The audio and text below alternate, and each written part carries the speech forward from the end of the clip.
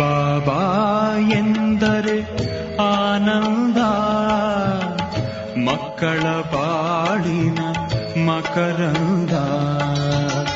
ಬಾಬಾ ಎಂದರೆ ಆನಂದ, ಮಕ್ಕಳ ಬಾಳಿನ ಮಕರಂದ. ಬಾಬಾ ಎನ್ನುತ್ತ ಬಳಿಯಲಿ ಕರೆದು, ಬಾಬಾ ಎನ್ನುತ್ತ ಬಳಿಯಲಿ ಕರೆದು, ಶಾಂತಿಯ ನೀಡುವ ಒಲವಿಂದ, ಶಾಂತಿಯ ನೀಡುವ ಒಲವಿಂದ. ಬಾಬಾ ಎಂದರೆ ಆನಂದ, ಮಕ್ಕಳ ಬಾಳಿನ ಮಕರಂದ.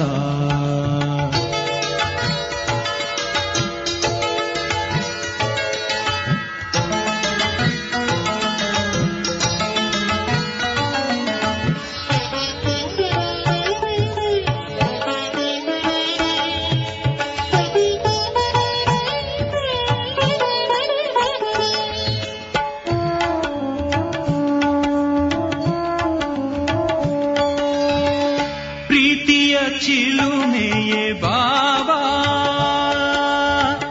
ಭೀತಿ ನಿವಾರಕ ಬಾಬಾ. ಪ್ರೀತಿಯ ಚಿಲುಮೆಯೇ ಬಾಬಾ, ಭೀತಿ ನಿವಾರಕ ಬಾಬಾ. ಆತ್ಮದ ಜ್ಯೋತಿಯ ಬೆಳಕನ್ನು ಚೆಲ್ಲಿ, ಆತ್ಮದ ಜ್ಯೋತಿಯ ಬೆಳಕನ್ನು ಚೆಲ್ಲಿ, ಚಿತ್ತದ ಕತ್ತಲೆ ನೀಗುವ ಬಾಬಾ, ಚಿತ್ತದ ಕತ್ತಲೆ ನೀಗುವ ಬಾಬಾ. ಬಾಬಾ ಎಂದರೆ ಆನಂದ, ಮಕ್ಕಳ ಬಾಳಿನ ಮಕರಂದ.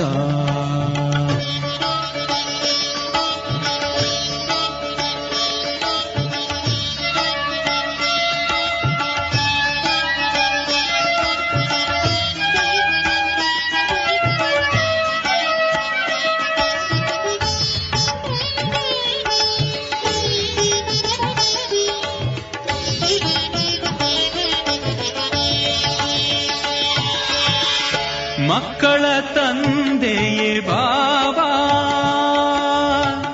ಜ್ಯೋತಿ ಸ್ವರೂಪನೇ ಬಾಬಾ.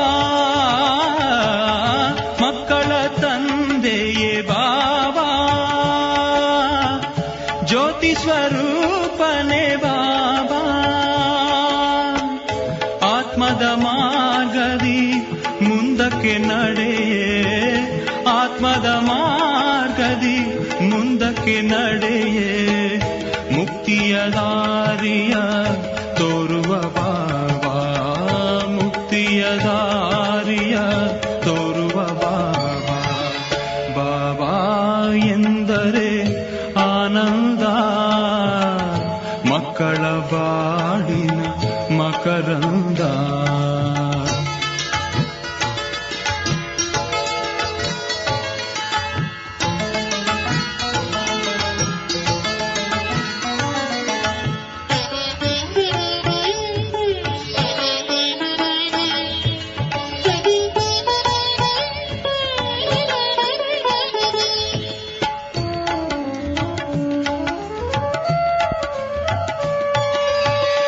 ಜ್ಞಾನವ ತಿಳಿಸಿಹ ಬಾಬಾ, ಯೋಗವ ಕಲಿಸಿಹ ಬಾಬಾ. ಜ್ಞಾನವ ತಿಳಿಸಿಹ ಬಾಬಾ, ಯೋಗವ ಕಲಿಸಿಹ ಬಾಬಾ.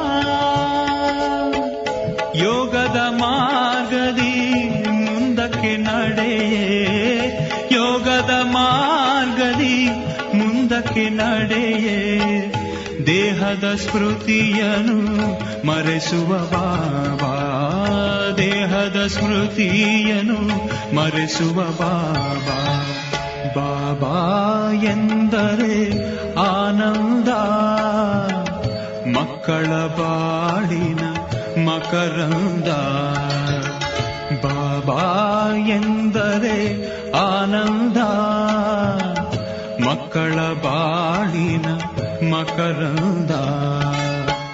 ಬಾಬಾ ಎನ್ನುತ್ತ ಬಳಿಯಲಿ ಕರೆದು, ಬಾಬಾ ಎನ್ನುತ್ತ ಬಳಿಯಲಿ ಕರೆದು, ಶಾಂತಿಯ ನೀಡುವ ಒಲವಿಂದ, ಶಾಂತಿಯ ನೀಡುವ ಒಲವಿಂದ.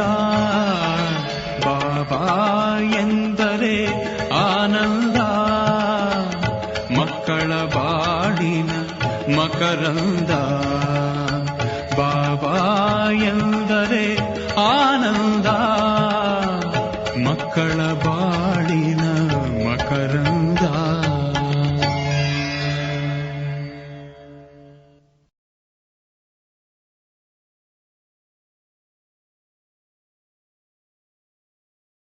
ಓಂ ಶಾಂತಿ.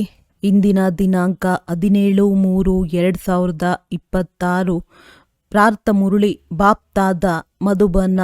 ಮಧುರ ಮಕ್ಕಳೇ, ನೀವು ಸತ್ಯ ತಂದೆಯಿಂದ ಸತ್ಯ ಕಥೆಯನ್ನು ಕೇಳಿ ನರನಿಂದ ನಾರಾಯಣರಾಗುತ್ತೀರಿ. ನಿಮಗೆ 21 ಜನ್ಮಗಳಿಗಾಗಿ ಬೇಅದ್ದಿನ ತಂದೆಯಿಂದ ಆಸ್ತಿಯು ಸಿಗುತ್ತದೆ. ಪ್ರಶ್ನೆ: ತಂದೆಯ ಯಾವ ಆಜ್ಞೆಯನ್ನು ಪಾಲನೆ ಮಾಡುವಂತ ಮಕ್ಕಳು ಪಾರಸ ಬುದ್ಧಿಯವರಾಗುತ್ತಾರೆ? ಉತ್ತರ: ತಂದೆಯ ಆಜ್ಞೆಯಾಗಿದೆ, ದೇಹದ ಎಲ್ಲ ಸಂಬಂಧಗಳನ್ನು ಮರೆತು ತಂದೆ ಮತ್ತು ರಾಜಧಾನಿಯನ್ನು ನೆನಪು ಮಾಡಿ. ಇದೇ ಸದ್ಗತಿಗಾಗಿ ಸದ್ಗುರುವಿನ ಶ್ರೀಮತವಾಗಿದೆ. ಯಾರು ಈ ಶ್ರೀಮತವನ್ನು ಫಾಲೋ ಮಾಡುವರೋ, ಅರ್ಥಾತ್ ದೇಹಿ ಅಭಿಮಾನಿಯಾಗುವರೋ, ಅವರೇ ಪಾರಸ ಬುದ್ಧಿಯವರಾಗುತ್ತಾರೆ. ಗೀತೆ: ಇಂದು ಅಂಧಕಾರದಲ್ಲಿದ್ದೇವೆ ನಾವು ಮಾನವರು. ಓಂ ಶಾಂತಿ. ಇದು ಕಲಿಯುಗಿ ಪ್ರಪಂಚವಾಗಿದೆ. ಎಲ್ಲರೂ ಅಂಧಕಾರದಲ್ಲಿದ್ದಾರೆ. ಇದೇ ಭಾರತವು ಪ್ರಕಾಶತೆಯಲ್ಲಿತ್ತು, ಹಾಗಾಗಿ ಭಾರತವು ಸ್ವರ್ಗವಾಗಿತ್ತು. ಇದೇ ಭಾರತವಾಸಿಗಳು ಯಾರು ಈಗ ತಮ್ಮನ್ನು ಹಿಂದೂಗಳೆಂದು ಕರೆಸಿಕೊಳ್ಳುವರೋ ಅವರು ಮೂಲತಃ ದೇವಿ ದೇವತೆಗಳಾಗಿದ್ದರು. ಭಾರತವಾಸಿಗಳೇ ಸ್ವರ್ಗವಾಸಿಯಾಗಿದ್ದರು. ಆಗ ಯಾವುದೇ ಧರ್ಮವಿರಲಿಲ್ಲ, ಒಂದೇ ಧರ್ಮವಿತ್ತು. ಸ್ವರ್ಗ, ವೈಕುಂಠ, ಬಹಿಷ್ಠ, ಹೆವೆನ್ ಇವೆಲ್ಲವೂ ಭಾರತದ ಹೆಸರುಗಳಾಗಿತ್ತು. ಭಾರತವು ಪ್ರಾಚೀನ, ಪವಿತ್ರ, ಬಹಳ ಬಹಳ ಧನವಂತವಾಗಿತ್ತು. ಈಗಂತೂ ಭಾರತವು ಕಂಗಾಲಾಗಿದೆ, ಏಕೆಂದರೆ ಈಗ ಕಲಿಯುಗಿಯಾಗಿದ್ದಾರೆ. ಅದು ಸತ್ಯುಗವಾಗಿತ್ತು. ನೀವೆಲ್ಲರೂ ಭಾರತವಾಸಿಗಳಿದ್ದೀರಿ.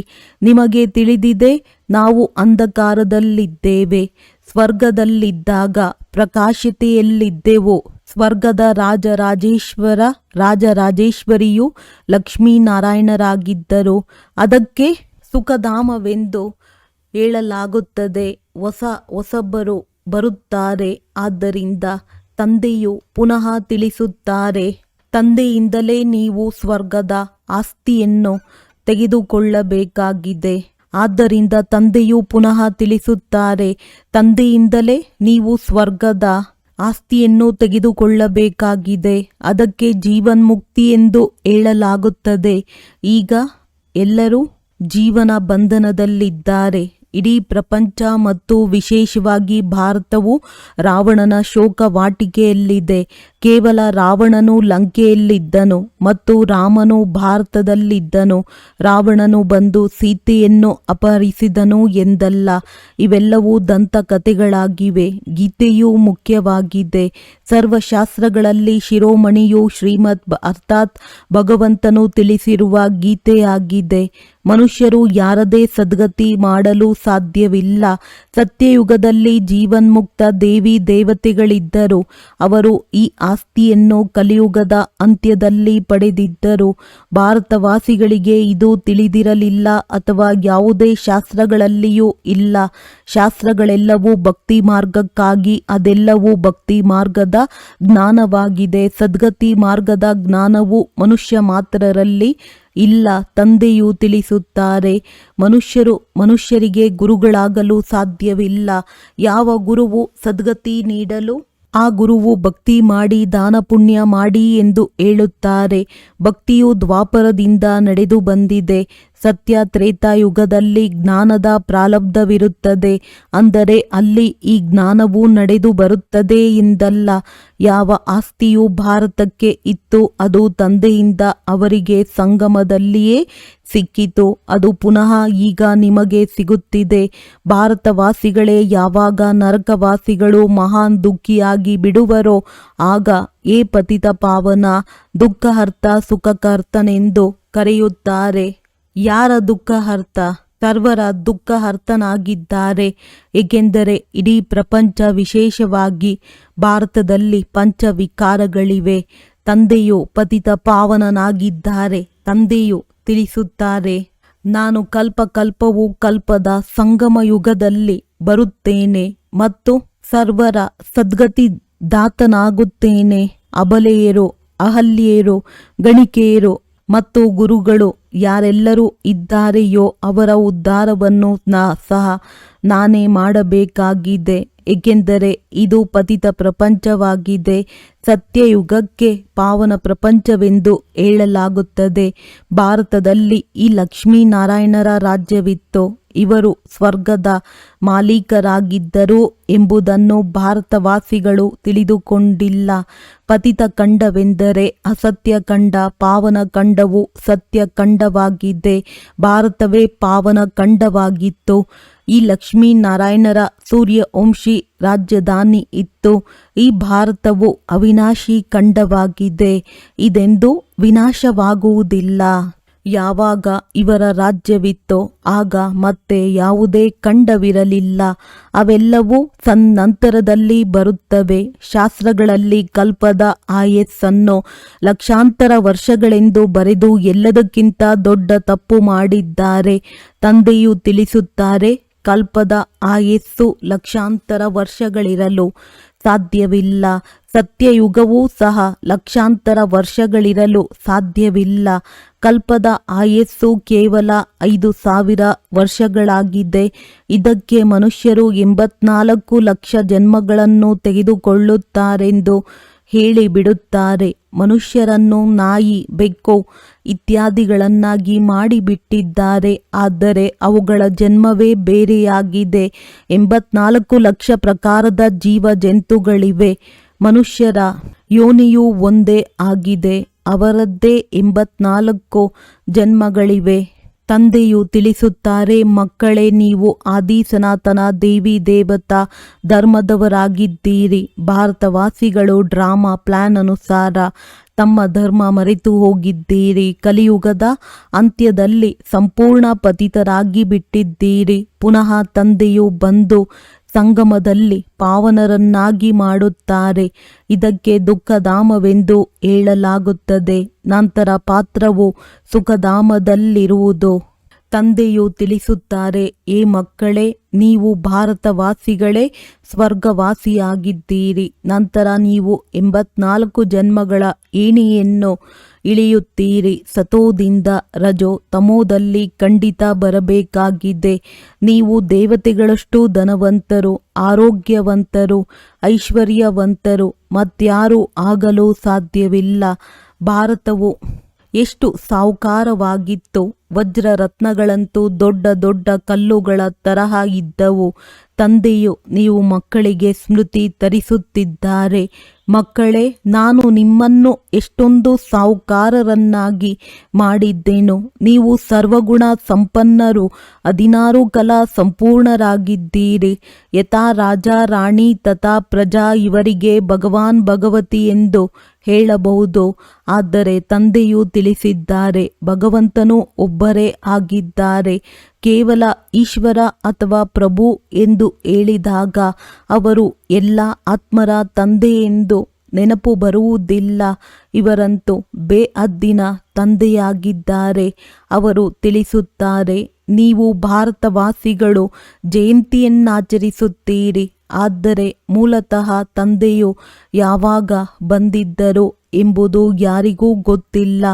ಈಗ ಇರುವುದೇ ಕಲಿಯುಗ. ಕಲ್ಲು ಬುದ್ಧಿಯವರು ಪಾರಸನಾಥರಾಗಿದ್ದೀರಿ. ಈ ಸಮಯದಲ್ಲಿ ಕಲ್ಲು ಬುದ್ಧಿಯವರಾಗಿದ್ದೀರಿ. ನಾಥ ಎಂದು ಹೇಳುವುದಿಲ್ಲ. ಏಕೆಂದರೆ ರಾಜ ರಾಣಿಯಂತೂ ಇಲ್ಲ. ಮೊದಲು ಇಲ್ಲಿ ದೈವಿ ರಾಜಸ್ಥಾನವಿತ್ತು, ನಂತರ ಆಸುರಿ ರಾಜ್ಯವಾಗಿ ಬಿಡುತ್ತದೆ. ಇದು ಆಟವಾಗಿದೆ, ಆದರೆ ಅದು ಹದ್ದಿನ ಡ್ರಾಮಾ. ಇದು ಬೇಹದ್ದಿನ ಡ್ರಾಮಾ ಆಗಿದೆ. ವಿಶ್ವದ ಚರಿತ್ರೆ ಭೂಗೋಳವನ್ನು ಆದಿಯಿಂದ ಅಂತ್ಯದವರೆಗೆ ನೀವು ತಿಳಿದುಕೊಂಡಿದ್ದೀರಿ, ಮತ್ಯಾರೂ ತಿಳಿದುಕೊಂಡಿಲ್ಲ. ಭಾರತದಲ್ಲಿ ದೇವಿ ದೇವತೆಗಳಿದ್ದಾಗ ಇಡೀ ಸೃಷ್ಟಿಯ ಮಾಲೀಕರಾಗಿದ್ದರು ಮತ್ತು ಭಾರತದಲ್ಲಿಯೇ ಇದ್ದರು. ತಂದೆಯು ಭಾರತವಾಸಿಗಳಿಗೆ ಸ್ಮೃತಿ ತರಿಸುತ್ತಾರೆ. ಸತ್ಯಯುಗದಲ್ಲಿ ಆದಿ ಸನಾತನ ದೇವಿ ದೇವತೆಗಳ ಧರ್ಮ ಕರ್ಮ ಶ್ರೇಷ್ಠವಾಗಿತ್ತು. ನಂತರ 84 ಜನ್ಮಗಳಲ್ಲಿ ಇಳಿಯಬೇಕಾಯಿತು.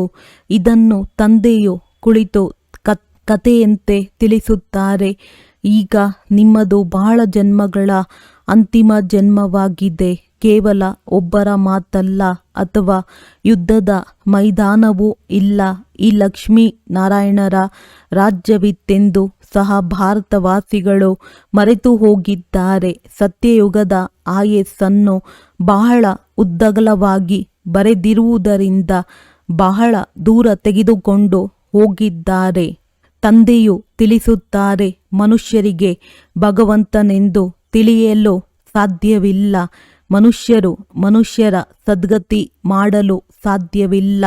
ಸರ್ವರ ಸದ್ಗತಿದಾತ ಪತಿತರಿಂದ ಪಾವನಕರ್ತ ಒಬ್ಬರೇ ಆಗಿದ್ದಾರೆಂದು ಗಾಯನವಿದೆ. ಇದು ಅಸತ್ಯ ಖಂಡವಾಗಿದೆ. ಸತ್ಯ ತಂದೆಯು ಸತ್ಯ ಖಂಡವನ್ನು ಸ್ಥಾಪನೆ ಮಾಡುವವರಾಗಿದ್ದಾರೆ. ಭಕ್ತರು ಪೂಜೆ ಮಾಡುತ್ತಾರೆ. ಆದರೆ ಭಕ್ತಿ ಮಾರ್ಗದಲ್ಲಿ ಯಾರದೆಲ್ಲ ಪೂಜೆ ಮಾಡುತ್ತಾ ಬಂದಿರುವರೋ ಅವರಲ್ಲಿ ಒಬ್ಬರ ಚರಿತ್ರೆಯನ್ನು ಸಹ ತಿಳಿದುಕೊಂಡಿಲ್ಲ. ಶಿವ ಜಯಂತಿಯನ್ನಾಚರಿಸುತ್ತಾರೆ. ತಂದೆಯು ಹೊಸ ಪ್ರಪಂಚದ ರಚಯಿತ, ಪರಮಪಿತ, ಪರಮಾತ್ಮ, ಬೇಹದ್ದಿನ ಸುಖ ಕೊಡುವವರಾಗಿದ್ದಾರೆ. ಸತ್ಯಯುಗದಲ್ಲಿ ಸುಖವಿತ್ತು. ಅದನ್ನು ಯಾರು ಮತ್ತು ಹೇಗೆ ಸ್ಥಾಪನೆ ಮಾಡಿದರು? ನರಕವಾಸಿಗಳನ್ನು ಸ್ವರ್ಗವಾಸಿಗಳನ್ನಾಗಿ ಮಾಡಿದ್ದರು. ಭ್ರಷ್ಟಾಚಾರಿಗಳನ್ನು ಶ್ರೇಷ್ಠಾಚಾರಿ ದೇವತೆಗಳನ್ನಾಗಿ ಮಾಡಿದ್ದರು. ಇದಂತೂ ತಂದೆಯ ಕರ್ತವ್ಯವೇ ಆಗಿದೆ. ನೀವು ಮಕ್ಕಳನ್ನು ಪಾವನರನ್ನಾಗಿ ಮಾಡುತ್ತೇನೆ. ನೀವು ಸ್ವರ್ಗದ ಮಾಲೀಕರಾಗುತ್ತೀರಿ. ಮತ್ತೆ ನಿಮ್ಮನ್ನು ಪತಿತರನ್ನಾಗಿ ಯಾರು ಮಾಡುತ್ತಾರೆ? ಈ ರಾವಣ ಸುಖ ದುಃಖವನ್ನು ಈಶ್ವರನೇ ಕೊಡುತ್ತಾರೆಂದು ಮನುಷ್ಯರು ಹೇಳಿಬಿಡುತ್ತಾರೆ. ಆದರೆ ತಂದೆಯು ತಿಳಿಸುತ್ತಾರೆ, ನಾನಂತೂ ಎಲ್ಲರಿಗೆ ಸುಖವನ್ನೇ ಕೊಡುತ್ತೇನೆ. ನಂತರ ಅರ್ಧಕಲ್ಪ ನೀವು ತಂದೆಯನ್ನೇ ಸ್ಮರಣೆ ಮಾಡುವುದಿಲ್ಲ. ಮತ್ತೆ ಯಾವಾಗ ರಾವಣ ರಾಜ್ಯವಾಗುವುದೋ ಆಗ ಎಲ್ಲರ ಪೂಜೆ ಮಾಡತೊಡಗುತ್ತೀರಿ. ನಿಮ್ಮದ್ದು ಇದು ಬಹಳ ಜನ್ಮಗಳ ಅಂತಿಮ ಜನ್ಮವಾಗಿದೆ.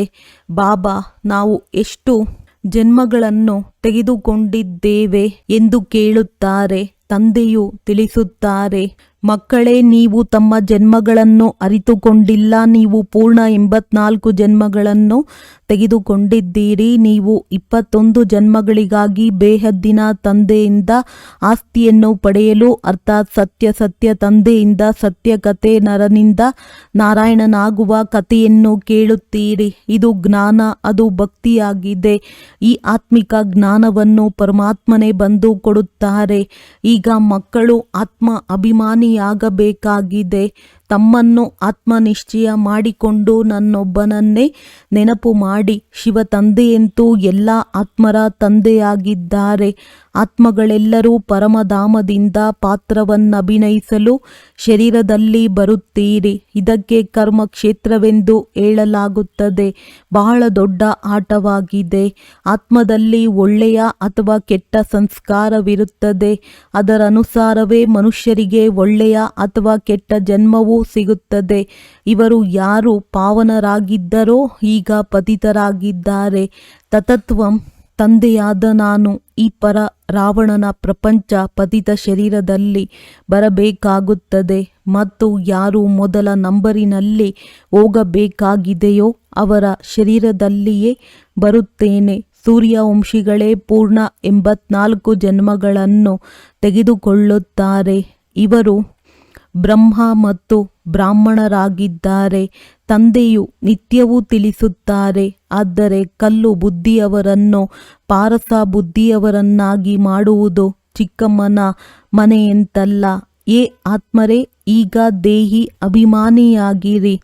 ಒಬ್ಬ ತಂದೆಯನ್ನು ನೆನಪು ಮಾಡಿ ಮತ್ತು ರಾಜಧಾನಿಯನ್ನು ನೆನಪು ಮಾಡಿ ದೇಹದ ಸಂಬಂಧಗಳನ್ನು ಬಿಡಿ. ಆಗ ಪಾರಸ ಬುದ್ಧಿಯವರಾಗಿ ಬಿಡುತ್ತೀರಿ. ಎಲ್ಲರೂ ಸಾಯಲೇಬೇಕಾಗಿದೆ.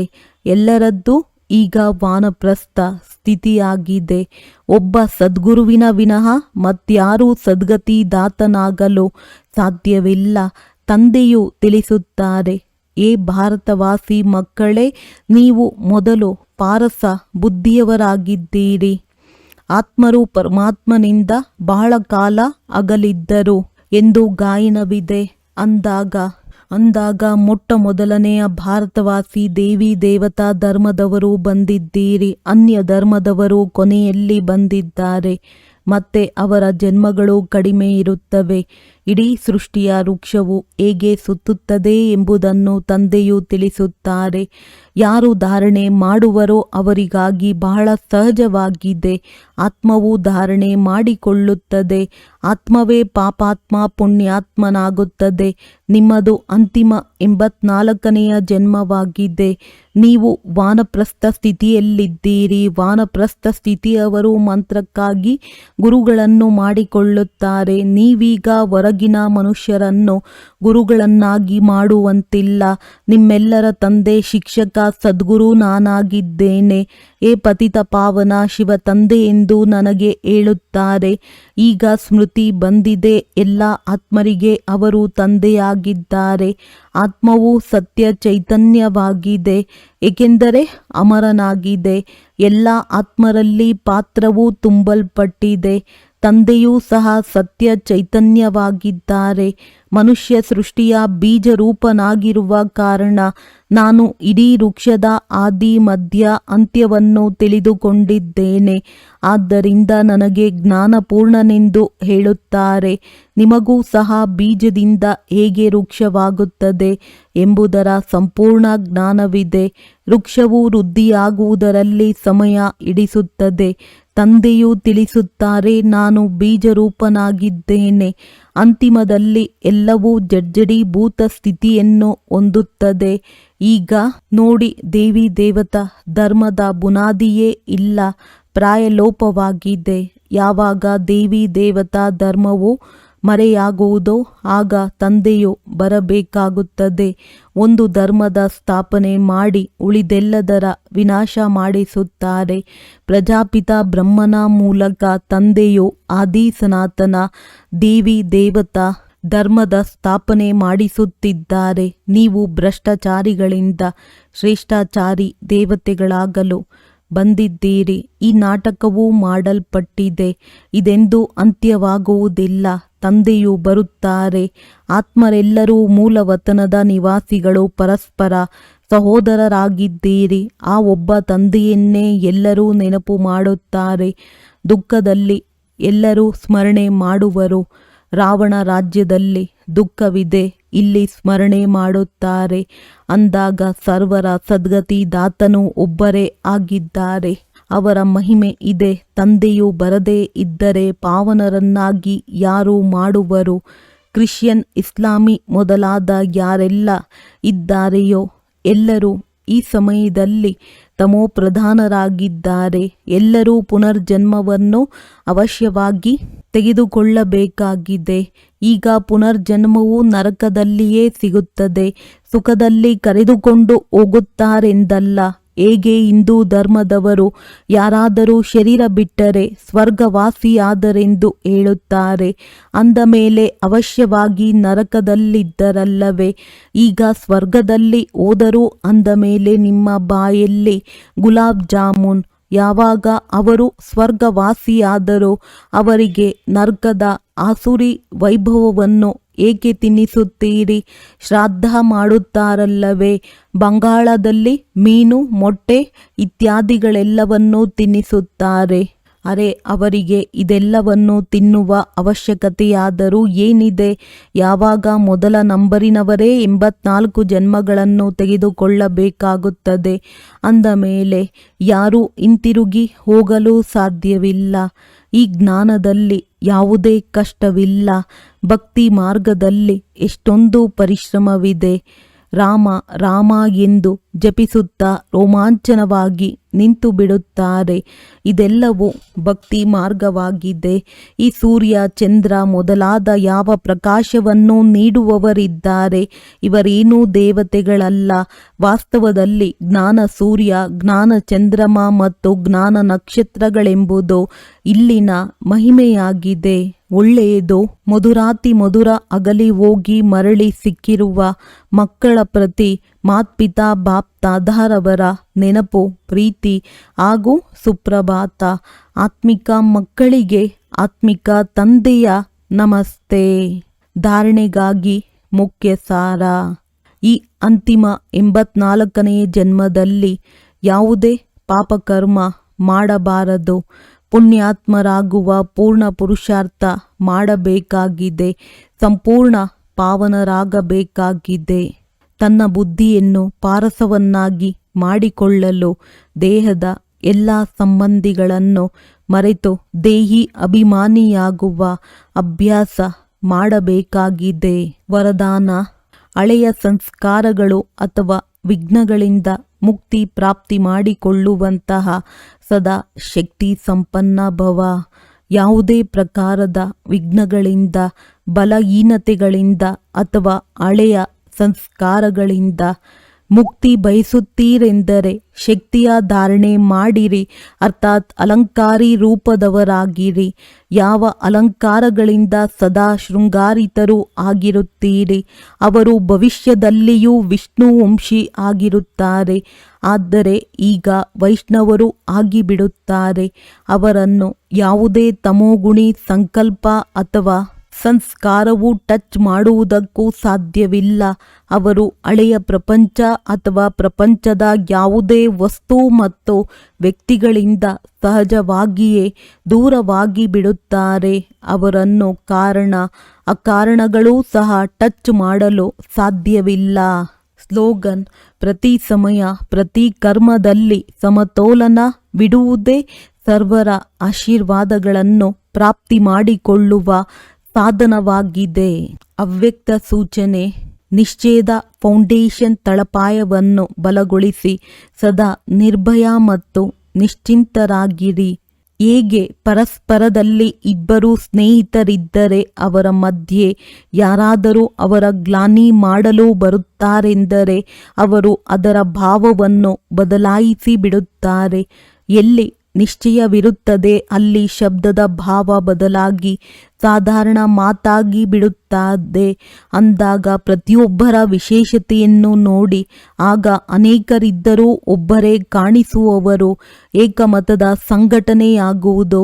ಯಾರೋ ಯಾರದ್ದೇ ಗ್ಲಾನಿಯ ಮಾತುಗಳನ್ನು ತಿಳಿಸುತ್ತಾರೆಂದರೆ ಅದಕ್ಕೆ ಬೆಂಬಲ ಕೊಡುವುದರ ಬದಲಾಗಿ ತಿಳಿಸುವವರ ರೂಪವನ್ನು ಪರಿವರ್ತಿಸಿ ಬಿಡಿ. ಒಳ್ಳೆಯದು. ಓಂ ಶಾಂತಿ.